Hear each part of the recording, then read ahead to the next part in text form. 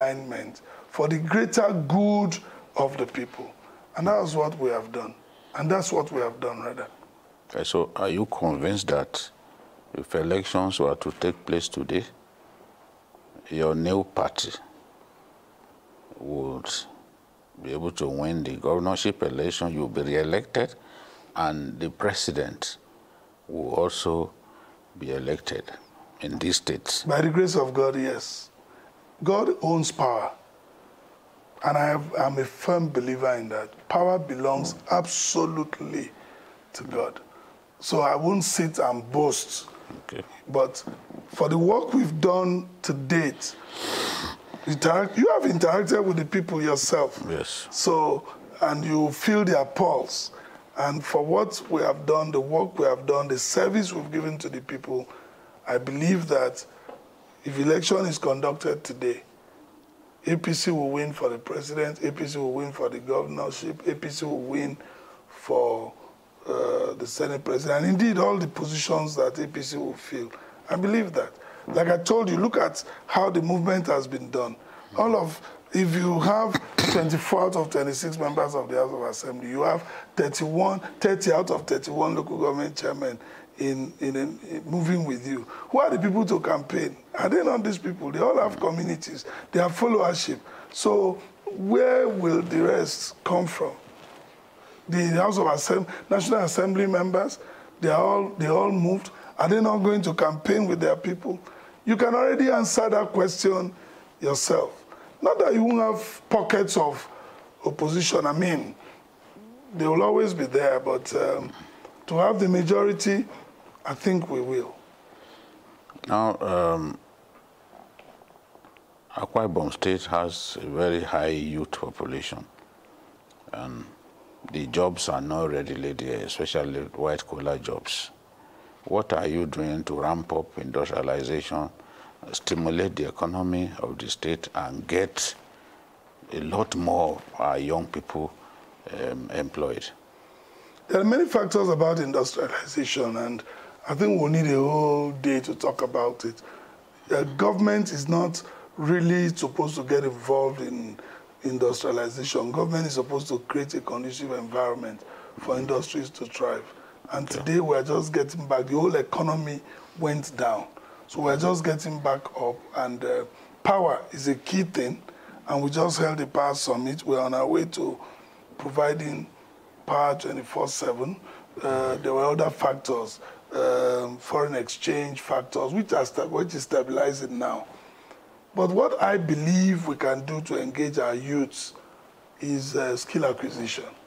Yeah. We must ram up the middle class.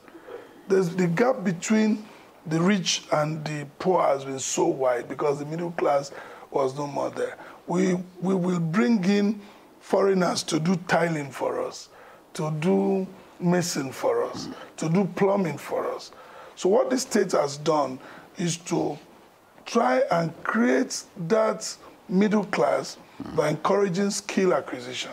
We have a skill acquisition center, the Dakada Skill Acquisition Center that was started by my predecessor, and we took it over, opened it up, and we're training people. They have courses, and as they come, we send them to Ibom Leadership and Entrepreneurial Development Center to teach them entrepreneurship. And when they finish, we encourage them with starter packs, and they can start their own little businesses. When, after the recession, the global recession, after the end of the Second World War, it was not the big industries that started. It was, Europe just started building these small SMEs. What we need in this country today is to encourage small, medium enterprises to thrive. And that's what we are doing in Akwa Ibom State. This year, I guess, we've identified businesses, and we gave out 10,000 equipments to support those businesses. We've given out 2 billion naira grants to support businesses. We partnered with BOI with another 2 billion. That's 4 billion. We've supported farmers. We've supported traders to 2 billion naira grant across the entire state. So we need to stimulate this local economy. It is only when you finish doing that and people can at least put food on their table, and then you now begin to look at the big picture. The state has an industrial park. And what we're doing with the industrial park, my greatest challenge now is to get power there. And we're already partnering with some investors that will power up that industrial park. Once you power, you have 24/7 power in the industrial park, and you create that environment, lower some conditionalities.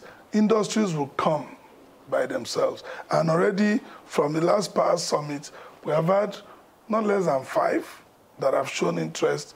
They want to have space in the industrial park, and then that will grow.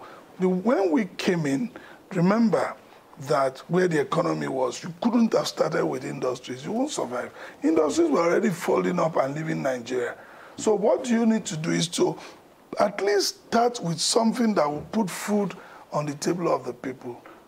Entrepreneurship, skills acquisition, and then you are able to help your farmers get seedlings. You are able to help your traders. You are able to help your people, you know, with the small, because they employ 2, 3, 4, 5, and that's, you pick here and there.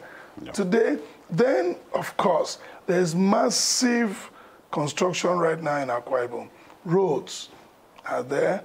Then we have over close to 50 projects that is going on simultaneously in the state, thanks to the president, who has made funding available.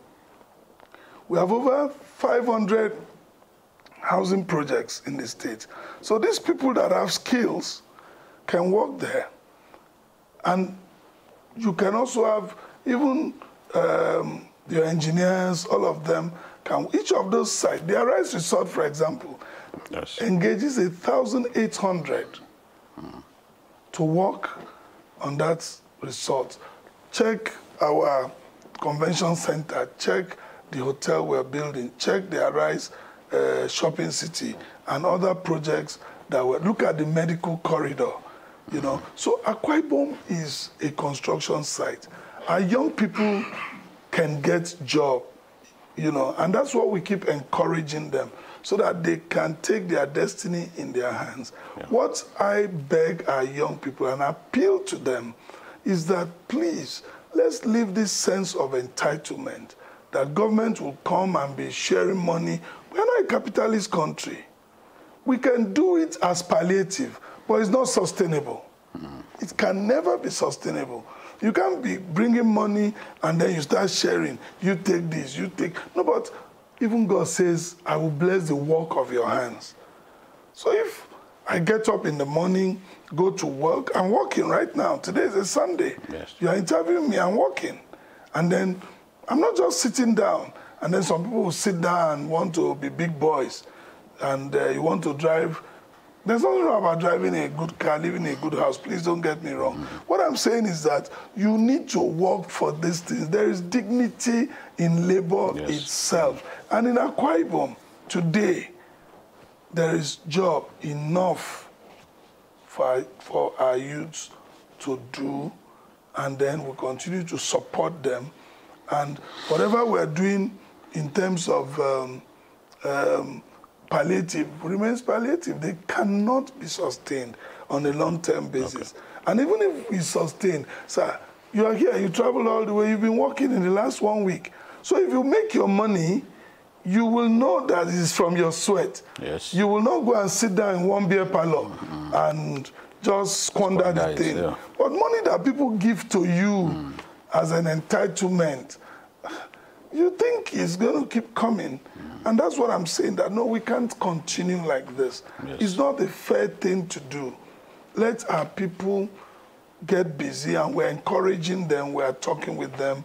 And our youths are really rising up to it. We have the statistics, we have the numbers, and that shows that there is improvement. Let's talk about health, Your Excellency.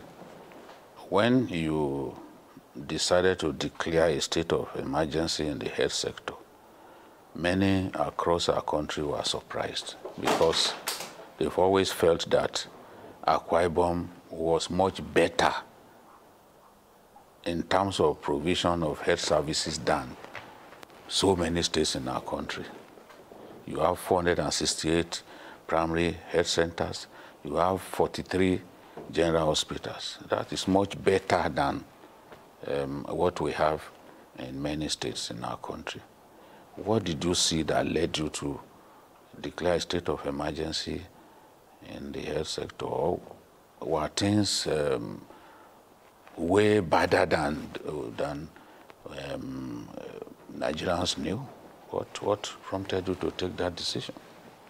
Thank you. The decision is not because we don't have facility or infrastructure. Largely, we don't have the human capital.